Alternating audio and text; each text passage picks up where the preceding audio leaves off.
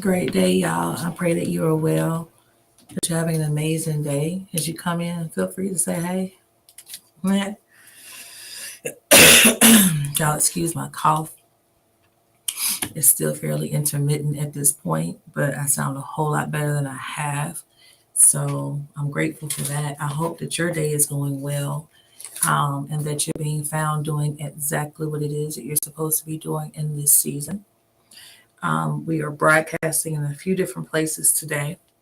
So I'm on my personal page, we're on our Fiery Beacon page, and we're also on Fiery Beacon on YouTube. So that's kind of dope. Nevertheless, I'm glad to be here. Glad to see you in the room. Um, Talk to me for a little bit. I'm actually sending some more books out for shipping. And so I wanted to use this free moment that I had to just kind of reach out and say hello. And of course, you can feel free to talk back. Um, that would be nice. And of course, I can't see everybody's comments, so I'm going to be on here. Hey, Alton. Hey, Lakeisha. It's good to see y'all. So, yeah, so I am getting books ready for shipping. This is actually something that we started doing because we didn't see publishing houses doing this, where we were providing this service to authors to ship their books out for them. And so this is actually the last batch because effective January 1, we changed some of our policies. And so because of that, this literally is, these are the last authors that get to take advantage of this service, where we actually do send their packages out for them. If I do sound a little nasally, please forgive me. I've been really wanting to come on here since probably the day after my birthday. But literally the night, like 5 minutes before my birthday was like official. This whole like congestion allergy thing started up. So I wasn't really didn't sound right, should I say. I didn't sound adequate enough to be online like that. So I just wasn't. And of course, then between that and then coughing and all of that. So yeah, we didn't do none of that. But nevertheless, I'm here. So while I have you guys on here, first and foremost, I just want to say thank you, every single one of you. Thank you for your birthday wishes. My birthday was on the 3rd of January. And it was absolutely amazing. God is he's just always so mindful of us and the desires of our heart. I was able to spend some time with my family on that day. I was also able to go hang out a little bit, if you will. My husband and I were able to go out, and I'm just gonna call the person an angel. I thank God for the person who had my husband on his mind and said, "Hey, have you ever been to this spot?" And my husband was like, "No." And he said, "Well, I'm gonna give you this gift card. Y'all should go." And so we were able to go and chill it in Raleigh for a little while. The Friday after my birthday. So that was pretty dope. We was able to do that. And we were able to kind of just hang out and just kind of be for a minute. And then after that, we came back to Greensboro. We did not stay overnight and all that stuff. That would have been dope, but we didn't do that. We ended up coming back here. So all in all, it was amazing. It was a blessing. And I'm just grateful. And I hate that I can't see y'all's comments, and maybe because I'm broadcasting in so many places that are maybe weird or different where Facebook is concerned. But I will do my best to try to keep up. I'm on my cell phone, and I'm also on my top. This is why I'm talking to y'all. I'm talking right now. And so that being case, you'll kind of see it as they come in.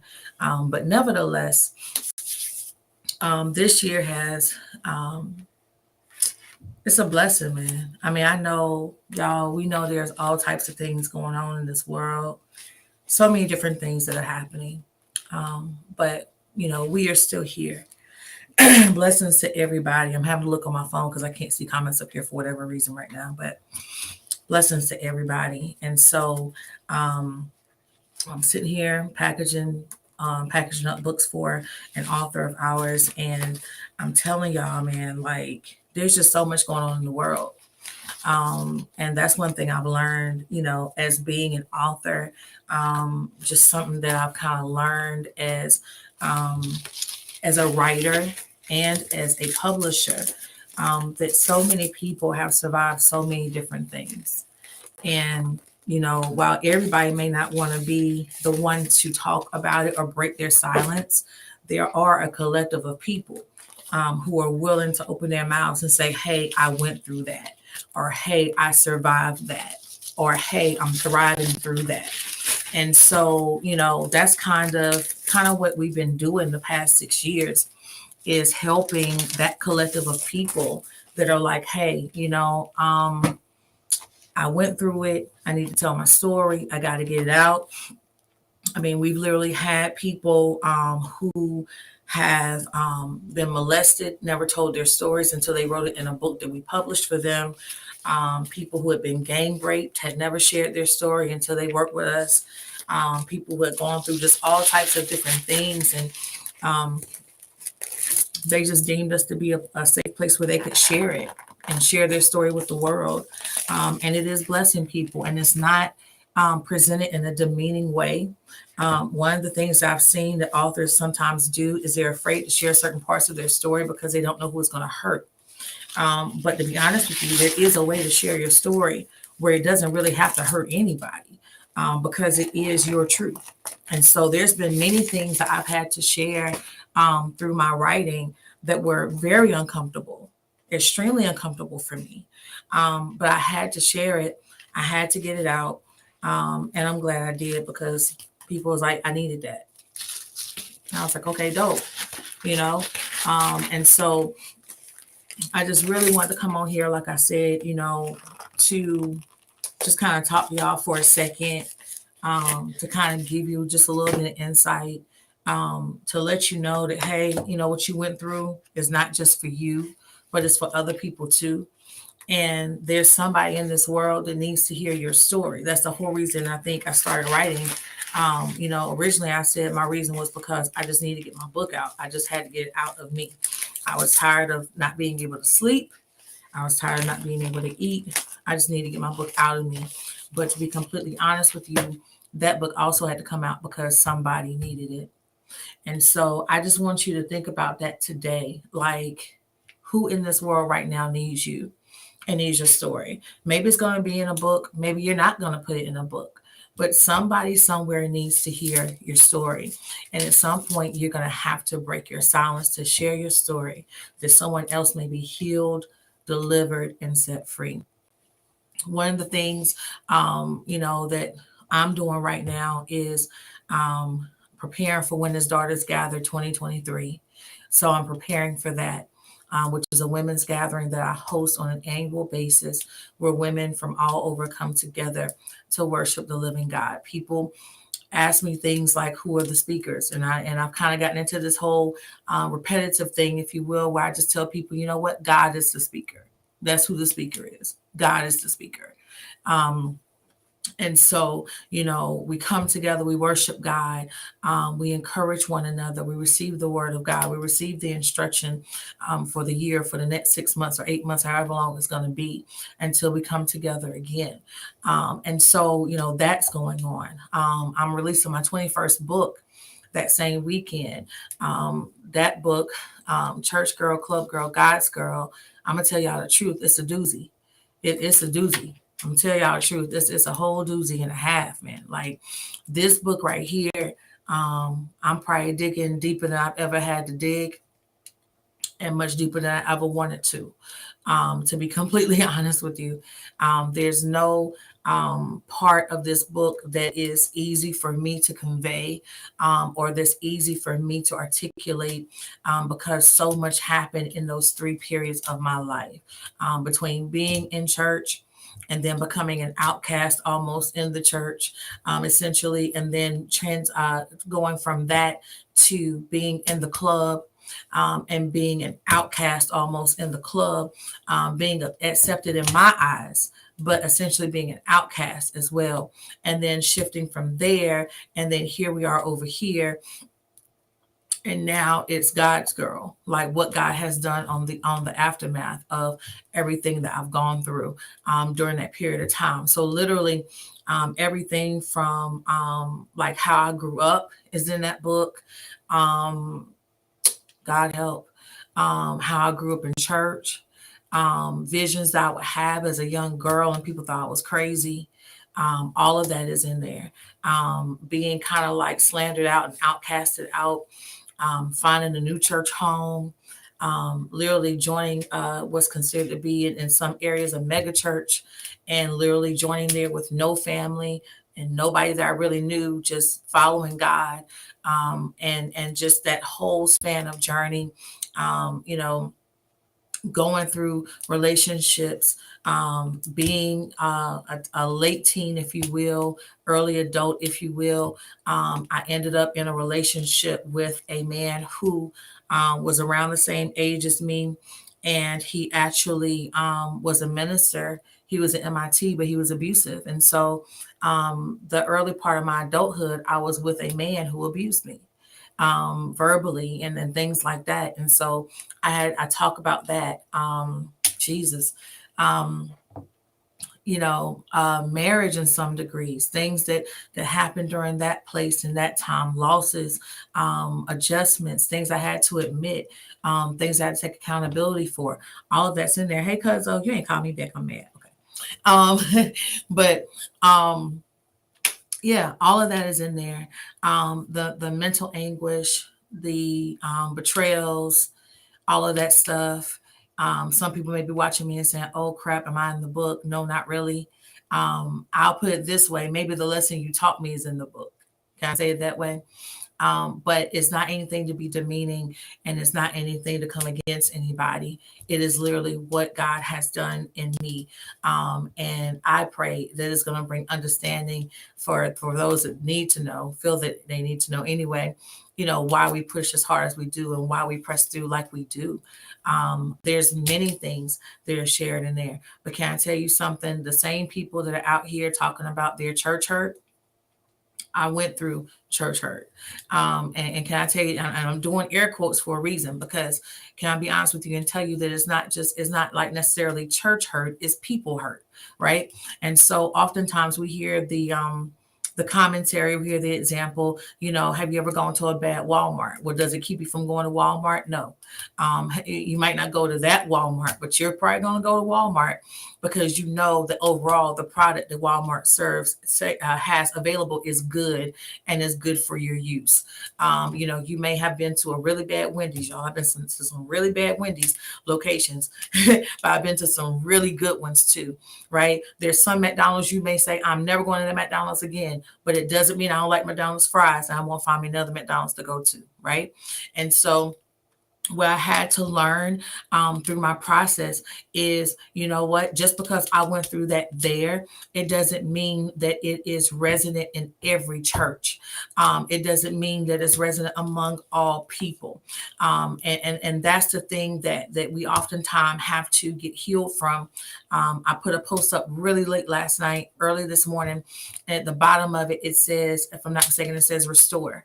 And so literally what I talked about was being in a place and being in a time frame where I was a part of a group of women, and something happened and I spoke up on it in defense of the women who I was in this organization with. As a result, the person over the organization got upset with me, flipped out on me. Essentially, it was kind of like, I don't want you to have nothing else to do with the organization at all. And then she told all the women, don't deal with her, don't talk to her, don't do nothing with her. And 99.9% of those women obeyed what she said, didn't ask any questions, simply obeyed what she said, not even knowing the real truth. And as a result of that, for me, I began to tell people, don't call me sis and don't call me sister, because I was so traumatized by the things that I love you too, by the things that I endured, that I was, just in a place where I was like, don't call me sis. Like, for real. Like, I would shudder to think, like, somebody called me sis, I'll be like, nope, I don't trust you. Like, you sound too much like a snake. Like, I don't trust you. You're going to hurt me. And I would immediately distance myself, but to God be the glory in this past season. God removed a lot of people, but God has brought a lot of people. You understand? So, of course, with the thing that my family endured over this past um, last summer now, right? The thing that, hey, the thing that I love you too, that that my family and I went through this past summer was very traumatic. And can I be honest with you and tell you that all the trauma wasn't because of losing a house or not having a place to live or really, a solid place to lay our heads. The trauma for me was, explaining to my 9-year-old why it looks as if what happened to our church in 2018 is now happening to our house in 2022. When she was explicitly told that we would not go through the same thing. In her mind, the tree and the tornado were the same. So, a lot of that trauma was trying to explain to her, making sure my husband was okay, making sure my son was okay, making sure my goddaughter was okay, not really paying attention to see if I was even okay. I hope y'all hear me. I hope y'all receive what I'm saying well. And yeah, and you are my sister for sure. Like for real, like, you know. And so, trauma, I've gone through trauma more times than I prefer to recount. But this past summer was different. And so it was during this summer that I realized the people that really did love us and the people that didn't really love us at all. It was during this past summer that I had to deal with the conversations of even individuals that was like, I'll help you after you go through these other channels and these other organizations.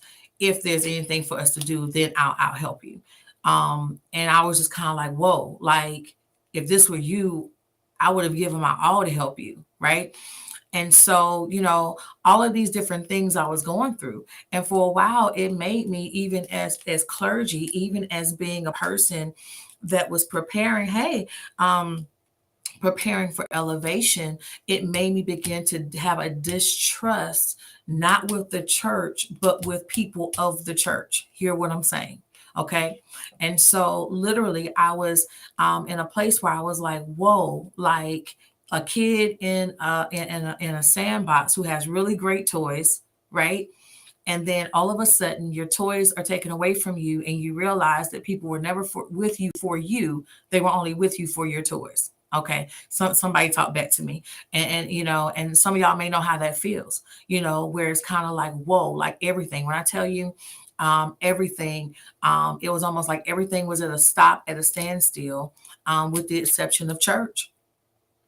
Okay. So, even when it came down to Fiery Beacon got so quiet that I literally had people say, I was going to send my manuscript. I was going to schedule an appointment. But after I saw what happened to your house, I figured you just went ahead and gave up and you just weren't going to pursue it at all. And so, I was, dealing with that, dealing with the trauma of trying to sit in my office, which is where I am right now, and seeing the walls cave in on me and having to get up and walk out and say, I can't stay here right now. I can't do this. I can't handle this. I can't take this, just feeling like life was completely unfair. And just really confused about how in the world God was going to, how he was going to elevate me as a homeless person. Can I just keep it 100 with you today?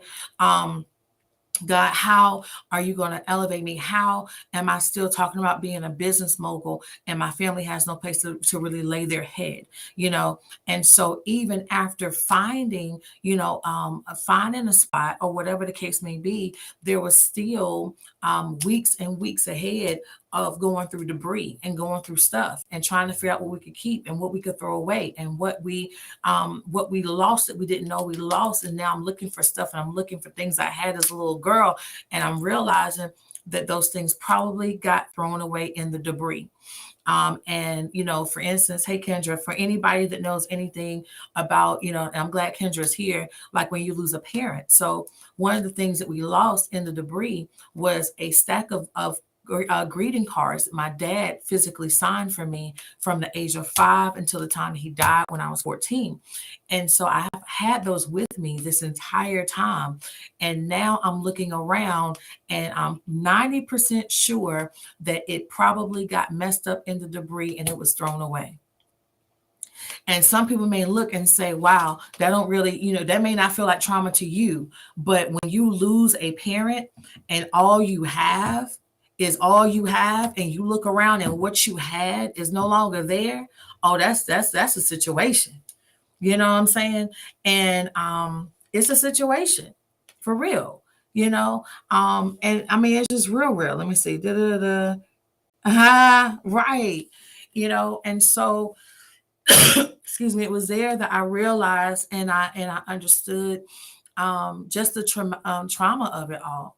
I thank God for Pastor Ramona, who came New Year's Eve day to our Apostles Church, Apostle McIver, and she was prophesying to a woman, and what she said was, "What you went through was traumatic, but you are not trauma." And so, what I've had to learn over these past 6 months or so is that what my family and I endured was traumatic. But I singularly right now, because I'm on here, I am not trauma. And I cannot be identified as trauma. You understand? And so, what we have to understand is that some of us have identified ourselves as certain things that we are not.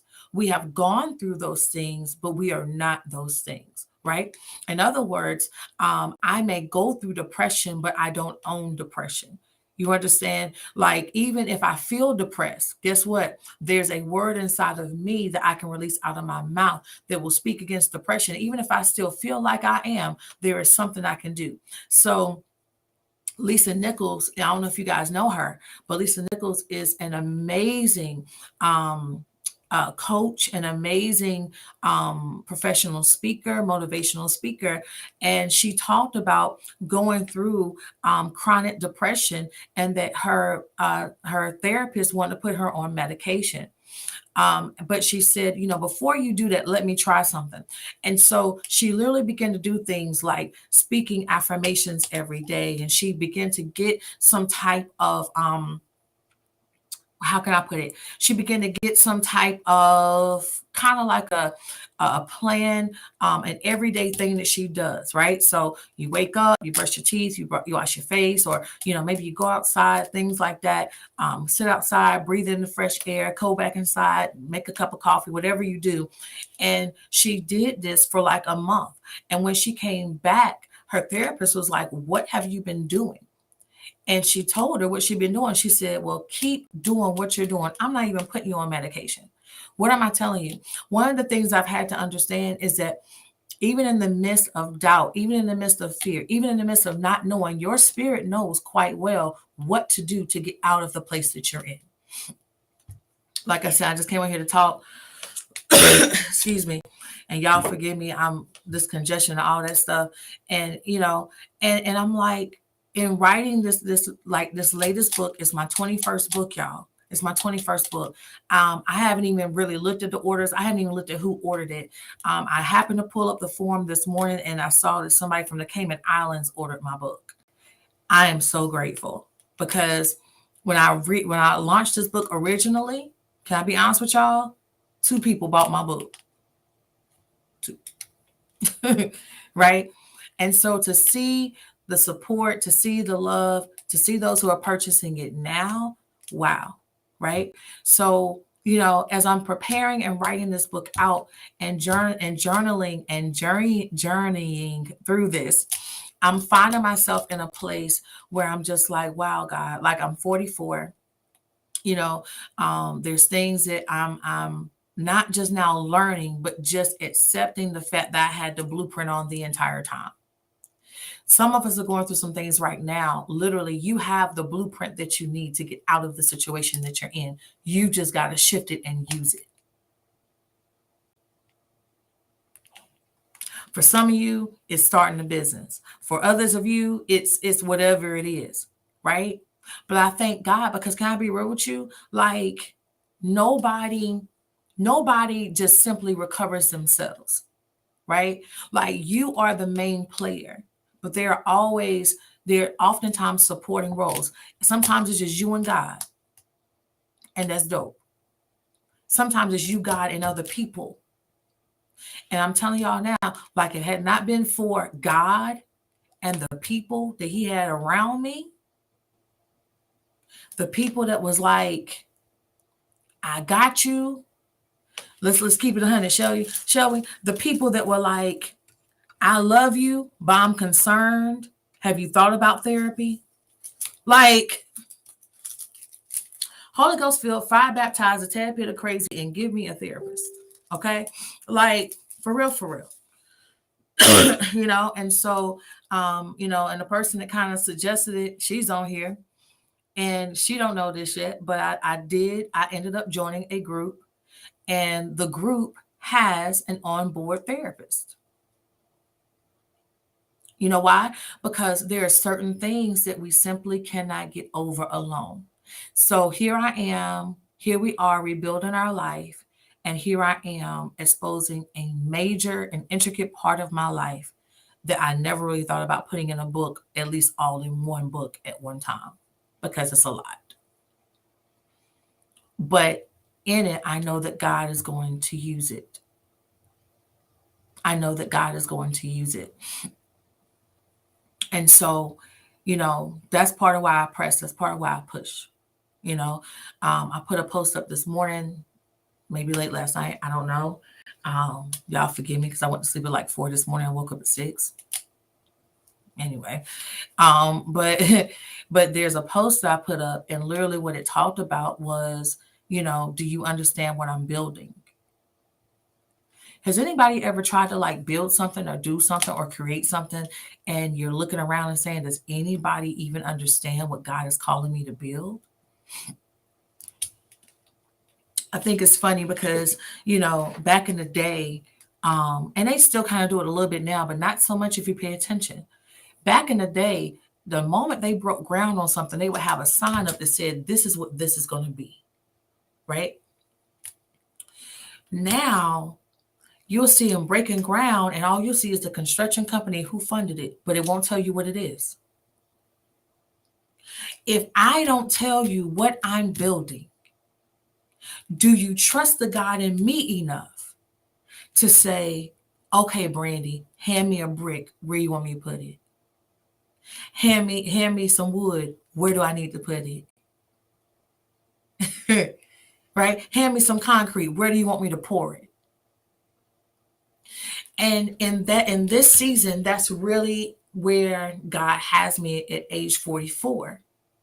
In a place where he's saying, now I want you to intricately and specifically look and see those around you. Do they understand what you're building? And even if they don't understand, do they trust me in you enough to say, hand me a brick, hand me a sword, hand me some concrete, hand me some wood. What we doing? Where you want me to put it? And I just believe that we're in a season where that's what God wants. He wants us to have strategic friendships. Thank you. He wants us to have strategic friendships, like people that really understand like where you are. And y'all, when I went through that stuff with my house, that's when I realized that a lot of people didn't realize where I was. In other words, they just expected me to get over it like I get over everything else and just pick up my life and move on like it doesn't hurt. Y'all, losing our house hurt. Being homeless hurt. Not having a place to call home hurt. Riding up and down the street on an off day, just trying to see if we could figure out a place that we could potentially live. And seeing people inside their homes cooking and cleaning. And I have never cried over watching somebody mow their lawn until I lost my house. Preaching on a Sunday, getting something to eat, and then looking at my family in the car and looking at each other saying, we got to find a place to lay our heads tonight. It was traumatic. But I'm not trauma, and neither are you. Right? So I thank God because in the midst of it, God has sustained what I didn't feel like that he would be able to sustain. I'm in this office right now because God has sustained it. Like literally. There are authors that we published while we were homeless. There's been books I've written in while I didn't have a place to lay my head, really, like a solidified place. I'm about to release a book now, but Lord, there's books that we released over the last 6 months that was like hard, like literally coming to the office long enough to pull up a manuscript, send it, and leave back out because I couldn't take it. Because my heart was broken. It's a real thing. And yet in the midst of it, God wouldn't let me stop dreaming. Y'all know what that feel like? Where you want to give up, but you can't stop dreaming. Where you want to walk away, but you just can't stop dreaming. Where you don't want to pray for nobody, but the moment somebody say, "Can you pray for me?" and you open your mouth and you flow, out of you flow the rivers of life. And you didn't even want to do it. So to every person that's purchased my book, thank you. Because it's a real story for real people that really want to recover. It's a real story for real people who just need a witness to say, yeah, I went through all of that, and I alone have come back to tell you the story. It was over these past 6 months that I learned boundaries. Hey, Jay, my bro is on here. Like, I learned boundaries, y'all. Like, in previous years, I've set boundaries, and the moment that somebody said they were unfair, I dropped them in an instant because I didn't want anybody to ever think that the way I was approaching people was unfair. But in this past year, y'all, leading up into this year that we're in right now, I had to learn my boundaries. And not only learn my boundaries, but understand, y'all ready? That for me to drop my boundary is not a betrayal to people, but it's majorly a betrayal to myself. So here I am, hoping and praying that people will be who they say they're going to be for me, and I'm not who I'm being for me because I keep dropping my boundary because I want people to feel comfortable. Amen. Mm-hmm. Yeah. So I had to establish my boundaries, reestablish my boundaries, and commit to God and to myself that I'm going to keep my boundaries. Because if I look at my Facebook memories, there's always, I literally seen cycle after cycle after cycle of things that kept happening. And it was the same type of post, though it was different wording, but it described the same place that I was in. And I said, that is a cycle that cannot continue. And I understood that the only reason it was able to continue is because my boundaries had been taken down, not by the enemy, not by a witch, not by a warlock, not by a former pastor, not by a former best friend, by myself.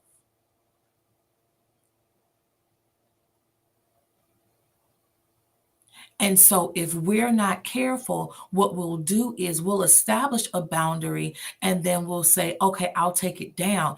But if God gave you that boundary, not if you made, not the boundaries that we make because we're bitter. Let's be real, not the boundaries that we make because we feel some kind of way about people. I'm talking about the boundaries that we make because God says, I need you to have this type of boundary in place. We had to change things around for Fiery Beacon. You know why? Because it gave too much. This is my side hustle, this is my hobby, I just like to do this.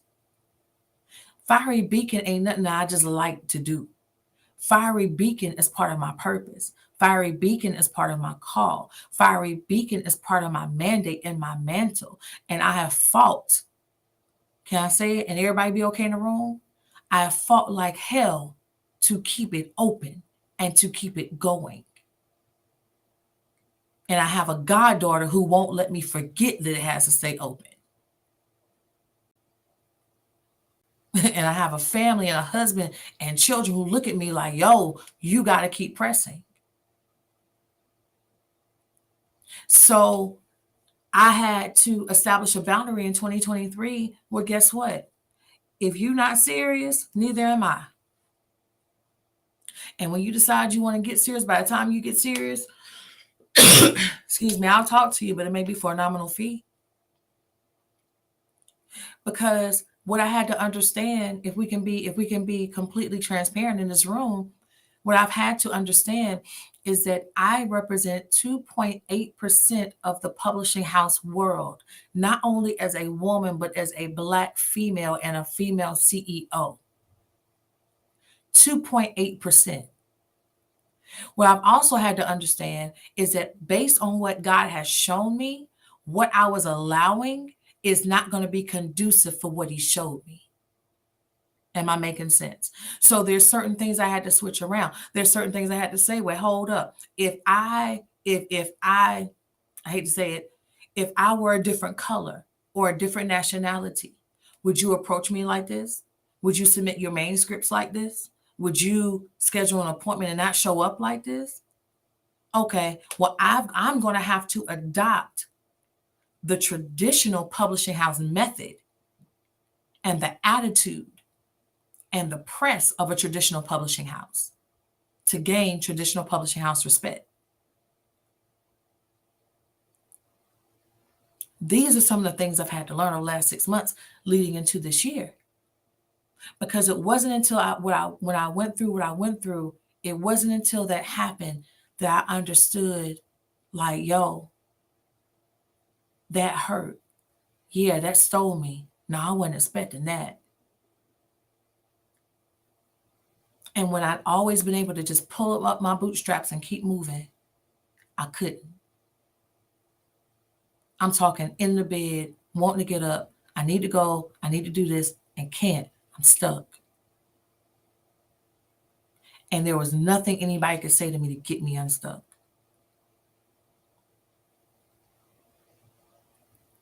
So when I tell y'all, like, some of y'all are calling this comeback season, some of y'all are calling this re-up season, some of y'all are calling this jump year, whatever you're going to call it. Excuse me, there's 7.8 billion people in the world. So whatever you're going to call it that. But whatever you do, understand that you have the blueprint to make whatever you said happen. I said the house the other day and I pulled up all the things that I started working on, all the things that in my mind have become a failure in my eyes. And I looked at it and I said, that's not a failure. You know how I know? I'll give you an example. There's an organization of, it started with women, now has men, children, everybody in it, right? And what she is doing, what the leaders of that organization are doing, is exactly what God showed me for Ignite Her Soul. The only difference was when I tried to launch it in Ignite Her Soul, the people who had started with me when it was Legacy Ladies Fellowship were like, oh, that sounds real good, but that's a little bit too much. Do y'all understand the organization that I'm a part of now, the organization of not only men, but women, children, families, that they have something every single day for the people of God? And it's the same stuff I was thinking about. And I said, wow, Lord, like he showed me, he said, see, it was real. And yeah, you was on to something. He's allowed me to see, even with 1% blueprint, like you were on to something. But y'all, let's be honest, discouragement will make you stop even when God says go. And it doesn't matter what your title is. It doesn't matter what your mantle is. It doesn't matter what color, what color you wear or how thick your collar is. It doesn't matter. No disrespect, no dishonor, but let's keep it 100. We're human. So You may see your pastor preach strong in an empty room, but you have no idea the hurt that the pastor endures when church is over and all they're thinking about is how many empty chairs they just had to preach to. Like, I know it sounds, I know.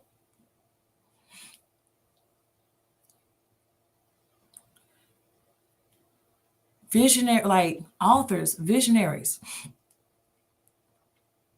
There comes a time where you have to say, okay, God, if this group of people don't understand what I'm building, take me to the group of people that do.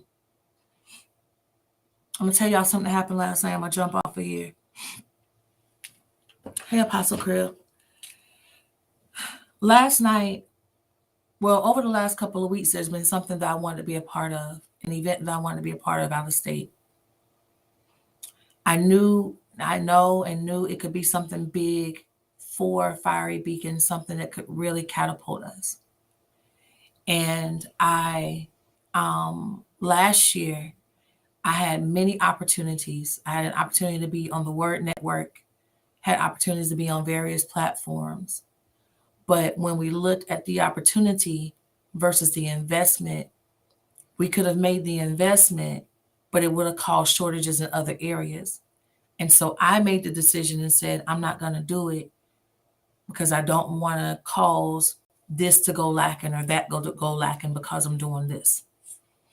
So literally, and this is an example of support, right? So I was talking to a couple of my sisters in a chat, and I said, I need y'all to pray for me. I said, because 2022 and even before then, there are so many opportunities I missed simply because of money, not having enough or whatever. And I said, I don't want that to be my story anymore. And there's an opportunity on the table that could really benefit me. And I really, really, really want to do it. And even the guy that's hosting it said, I need that at my event. I said, but I don't have the money to register for it. They only asked me 2 questions. How much is it and when do you need it by? And I told him, I said, all he keeps saying is, I only have a few spots left, so you got to get it when you get it. First come, first serve. They called me on the video call. They said, I just sent some money over for you. Now get off this phone and secure your spot. For me, that's unheard of and that's unparalleled in my life. And I sat there on the phone and I said, y'all, I'm bugging. I'm not trying to bug, but I'm bugging because I had already in my mind said, well, maybe I won't be able to go because I don't want to impact my house to be able to go. And now I'm going to be able to go and take my company into a place that it's never been, to meet up with people that I followed, people that on social media that I followed, people that I've commented on, all these things, and to finally be able to be in the room and to share what God has given me with the people I almost gave up on because I didn't think I qualified. So I'm telling y'all, man, like, and I told them when they did it, I said, you know, before I even said it, they said it. They said, I can do this because you're my sister, because I love you, and because I already know you're good ground. And I know God's going to return it back to me. I ain't worried about it. And then the other one said, well, wait a minute, we got to get this other money together because you got to have a hotel. You got to da. They already started thinking down the road down, you know, and I'm up here like, well, I got a little while, so and they looking at me like, you go and represent. So for those that are like, when I come out of trauma, is there hope outside of trauma? There is. Are there people that love you past trauma? There are. Are there people that believe in your dream? Absolutely. Absolutely. I just had to be open enough and open myself up for God to heal me to be able to accept those types of people in my life. So now God is rebuilding my circle with individuals who look at me and say, I get what you're building, but even if I don't, give me a brick. Even if I don't, give me some rocks. Even if I don't, give me a shovel. Even if I don't, give me some caution tape. Whatever you need me to do, I'm going to do. Because I understand that God is doing something great in you.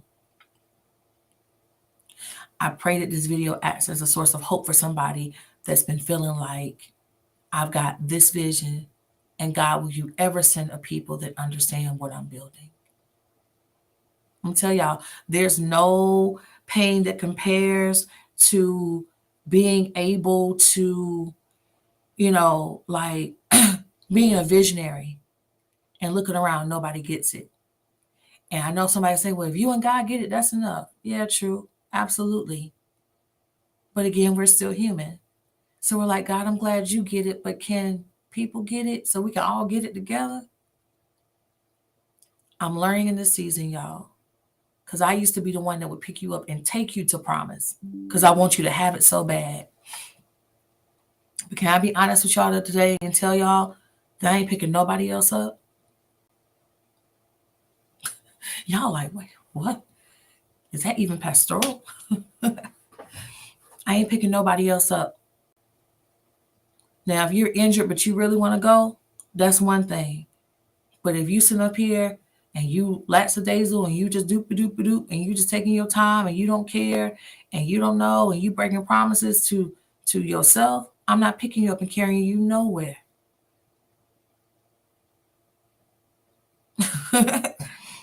Pastor Blair, I'm telling you, excuse me, I ain't carrying nobody nowhere, and they don't want to go. And I'm asking God, Lord, declutter my mind from the promises that you showed me for specific individuals that I committed my heart and my mind and my spirit to, and they didn't even want it. Remove it from me. Because that became traumatic. And I'm glad Apostle Crib is on here. I'm glad that y'all are on here because, Apostle, this is what I said to somebody yesterday. I said, it's amazing how we prepare people for elevation services, but we don't prepare pastors and leaders for how to deprogram when people leave our lives, but they were supposed to stay. And now here I am thinking about the memory of what God showed you. It doesn't mean it's not going to happen. One plant, one water, God give the increase for sure. But when I know you weren't supposed to leave and you leave on your own accord, now I've got to not only disconnect myself from it, but now I've got to decompress myself from the vision God showed me concerning you. And now I've got to desensitize my heart and get my heart detangled from the promise that God has for you, that he's anointed me to help you with, that you no longer want.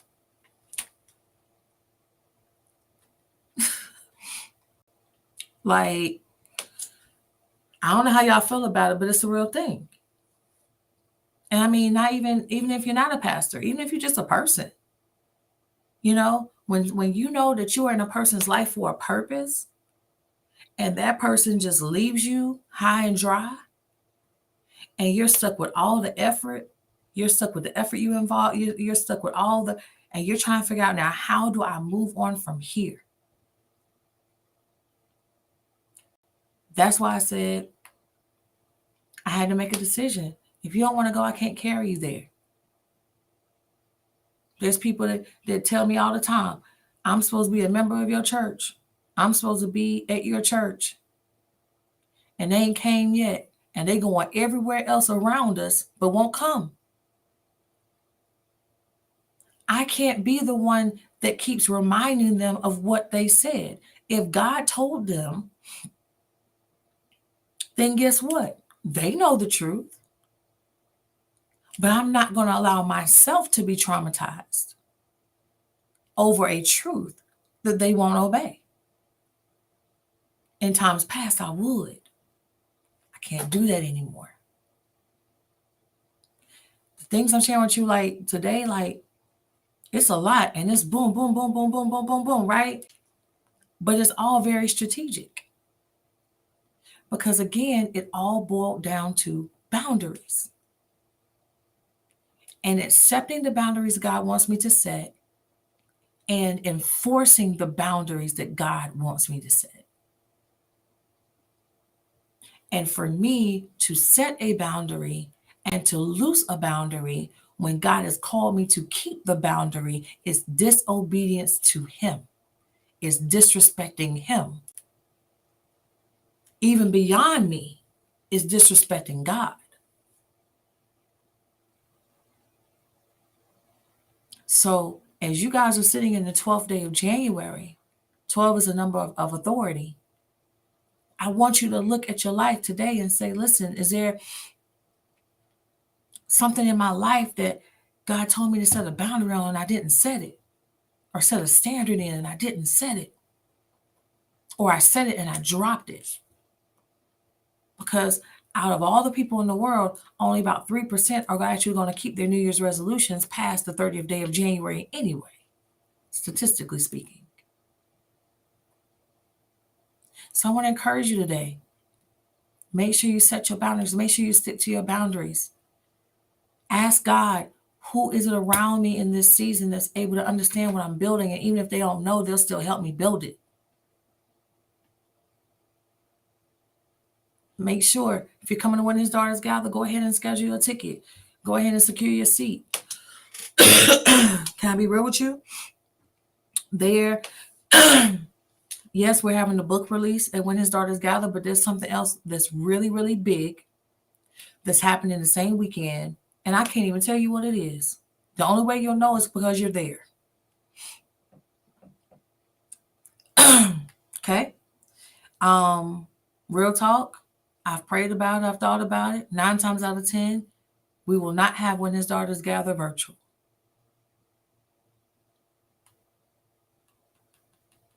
So you got to be there. The book signing is happening, and something else really, really big is happening. It's really, really big, and it's happening When His Daughters Gather weekend. And I can't tell you what it is, but it's big. It's big, and you want to be there. So schedule your tickets for When His Daughters Gather. My husband and I, our 10th pastoral anniversary is coming up at the end of this month on the 27th. And then that weekend we'll be ordaining our spiritual daughter, Mr. Dominique. It's a lot of things going on here. Not to mention the dance encounter. Oop. That's coming up later.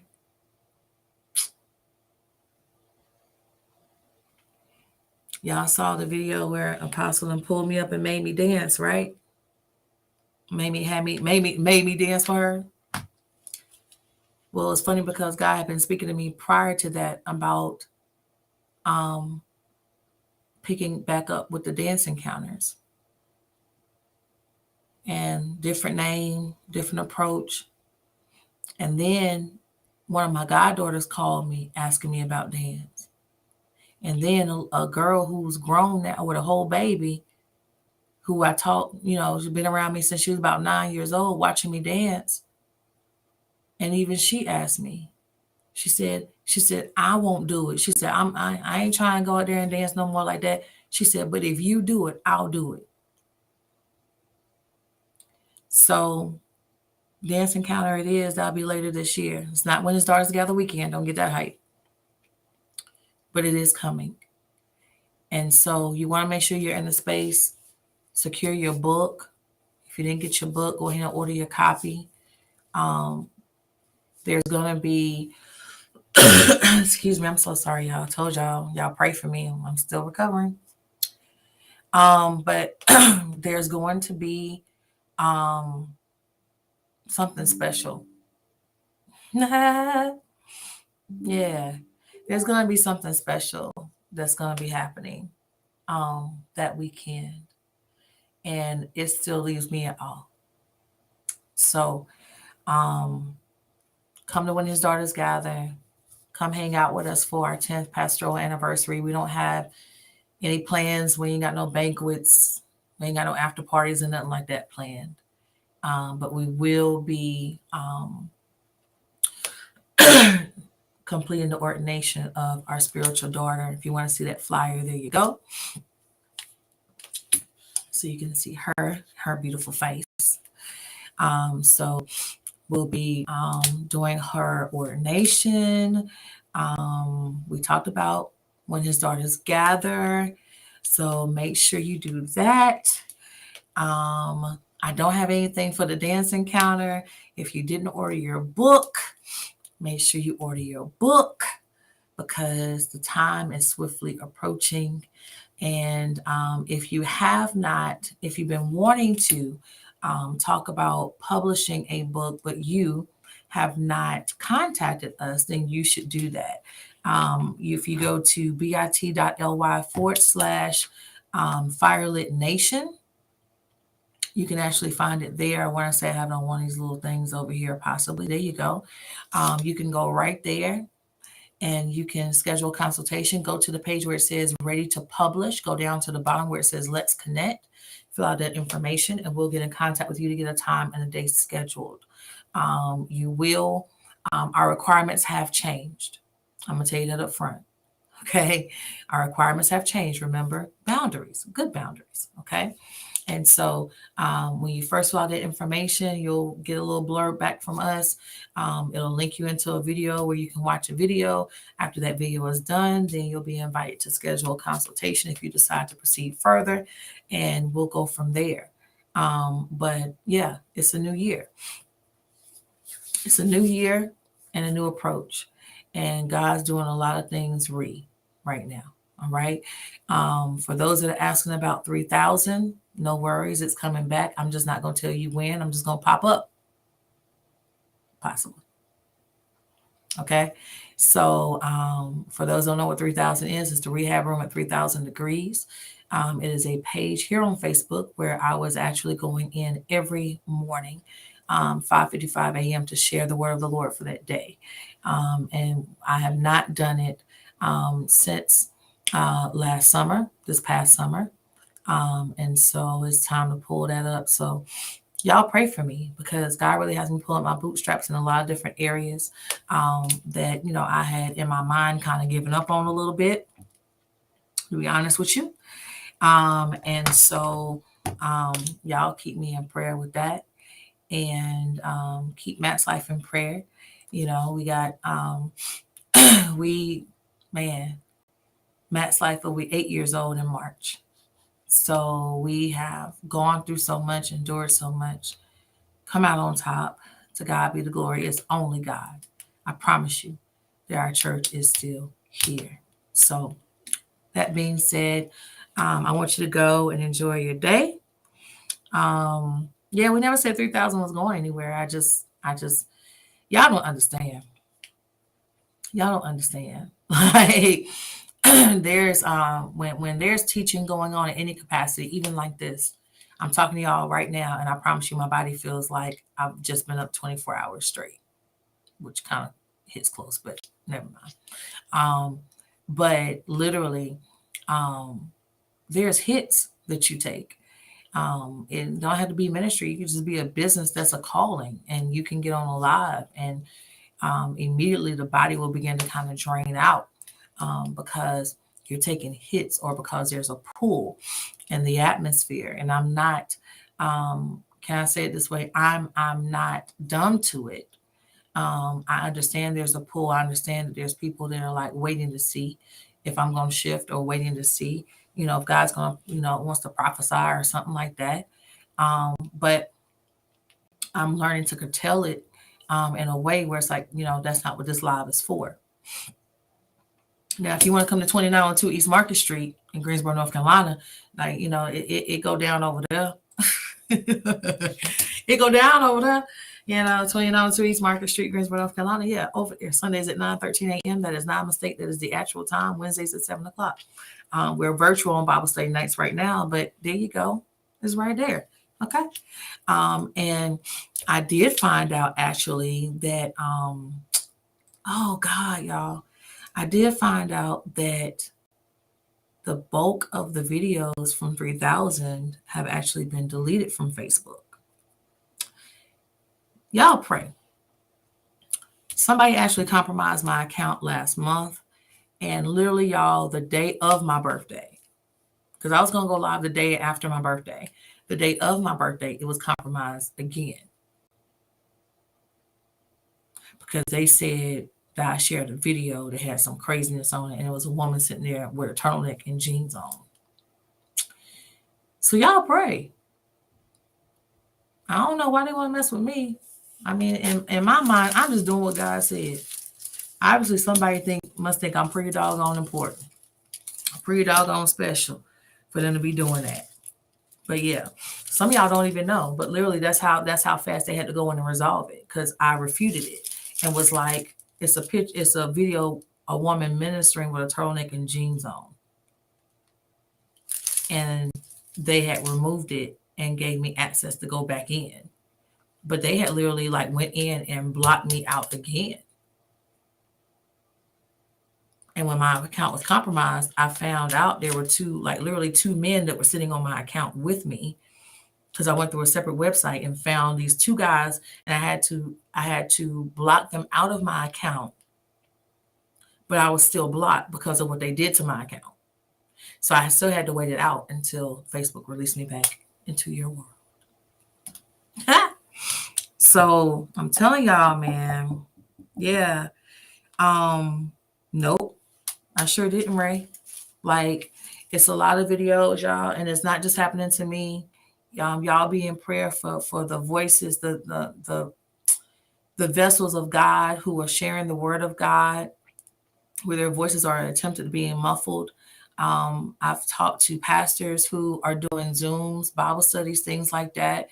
They share their link information, and people are jumping on their links and unmuting their lines and cussing them out and screaming into the phone and telling them that they are worthless, that they're trash, calling them all types of slanderous names, type it all in the chat. Just, it's a lot going on. So please be in prayer for the vessels that God uses to convey the word of God, because there's definitely an attack going on. You know what I'm saying? There's definitely some things going on. And you're right, Asia. When you're ordained, I'm telling you, man, she know. When we was ordained, listen, baby, listen, okay? So I really, really, really want y'all to be in prayer, because it's not an isolated incident. It's happening to many leaders right now, vessels of God who openly talk about the Lord and who God is using in the social media realm to minister to his people. So y'all be in prayer, all right? Y'all be in prayer. I love y'all. There go MD right there. She about to be, I don't know. Y'all said y'all gonna call her what? Elder Neek? What does y'all call her? They trying to figure out what they gonna call Minister Dominique when she becomes an elder. Oh, I'm so proud of her. That's so dope. That's so dope. So y'all come through, man. Y'all come through, worship with us. If you need to write a book and God tells you I'm the one, then I'm the one. Please don't tell me I'm the one, but you're still talking to 8 other publishers. Don't do that, because that's a waste of my time and yours. Amen. Praise the Lord. Boundaries. Good boundaries. Every time I say something hard, y'all, I'm going to pause and I'm going to say, good boundaries. That's what I'm going to do. Y'all going to be like, oh, yeah, I know. Okay.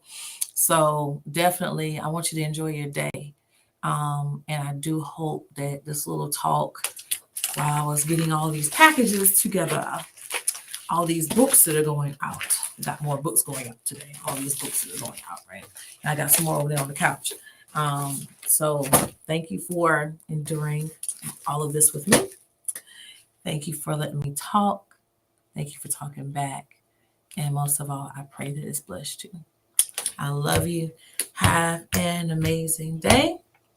I almost want to be like Tabitha Brown. And if you can't have one, I always want to be like Tabitha Brown. Look, tell her to call me. I need to talk to her. Enique. That's what it was. Yeah, Enique. I know that's right. So that's it, boo. That's it. I love y'all. Have an amazing day, and we'll see you soon. Blessings.